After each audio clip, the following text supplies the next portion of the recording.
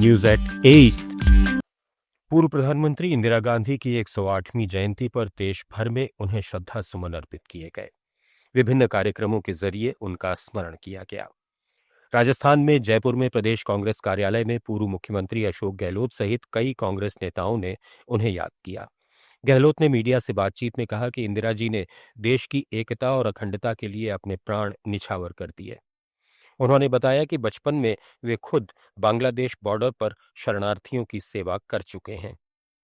गहलोत ने इंदिरा गांधी को गरीबों की मसीहा बताते हुए मौजूदा सरकार पर तीखा हमला बोला कि आज सत्ता में बैठे लोग लोकतंत्र पर यकीन नहीं करते, जाति धर्म के नाम पर ध्रुवीकरण कर चुनाव तो जीत सकते हैं लेकिन देश को एकजुट नहीं रख सकते। नई पीढ़ी को इंदिरा जी और कांग्रेस के सिद्धांतों से जोड़ना और संविधान की मूल भावना के साथ शासन करने का संकल्प लेना आज की सबसे बड़ी जरूरत है। शहीद हो गए देश के लिए, उनको देश कभी भूल नहीं सकता। एक महान नेता थे जिसने पाकिस्तान के 2 टुकड़े कर दिए, भूगोल बदल दिया उपमहाद्वीप का और बांग्लादेश का निर्माण कर दिया। एक ऐसा इतिहास जब 90,000 से अधिक सैनिकों को, कर्नल जनरल को सरेंडर करवा के हिंदुस्तान में लाना, दुनिया के इतिहास में कभी ऐसा संभव नहीं हुआ। लगभग 1 लाख लोगों को आप अरेस्ट करके सरेंडर करके ले आओ आप इंडिया में, वो भी एक अलग माहौल था।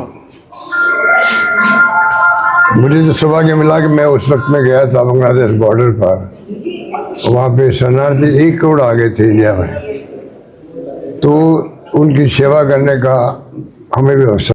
Let's mike news at 8। Ashok Gehlot ने चुनाव आयोग पर आरोप लगाए कि एसआईआर अभियान से बीएलओ पर दबाव इतना बढ़ गया है कि राजस्थान में एक बीएलओ की आत्महत्या हो चुकी है। उन्होंने सोशल मीडिया का हवाला देते हुए दावा किया कि बंगाल में तो 20 लोगों ने आत्महत्या कर ली, अब क्या स्थिति बनी है, क्यों बनी है, ये उन्हें नहीं पता। गहलोत ने इसे चुनाव आयोग की बेवकूफ़ी और नीयत की खराबी बताया जो केंद्रीय सरकार से मिलीभगत कर रहा है। में 3 हो गई, 3 सुसाइड हो गई, राजस्थान में 3 हो गई, राजस्थान मध्य प्रदेश और दूसरी जगह। मैं भी एक कह रहा हूँ, 1 हो गई और सोशल मीडिया में वाले 20 हो गए, वहाँ मर गए लोग। बंगाल के अंदर 20 लोग मर गए, अब 3 की बात कर रहे हो। अब क्या स्थिति बनी, क्यों मरे, मुझे नहीं मालूम। मीडिया में जो आ रहा है कि बंगाल में 20 लोग मर चुके हैं, तो कहने का मतलब ये स्थिति क्यों बनी देश के अंदर? ये चुनाव आयोग की बेवकूफी से बनी है। ये कहते हुए हमें संकोच नहीं होना चाहिए। क्या खास तबके को टारगेट करके लोगों के नाम? अभी तो जब पूरा हो जाए तो मालूम पड़ेगा ना, अभी तो डाउट ही है।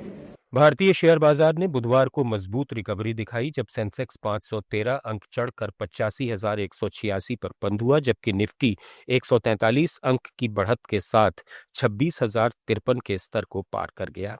आईटी और पीएसयू बैंक शेयरों की अगुवाई में बाजार हरे निशान पर समाप्त हुआ, जहां बैंकिंग सेक्टर ने रिकॉर्ड ऊंचाई छुई।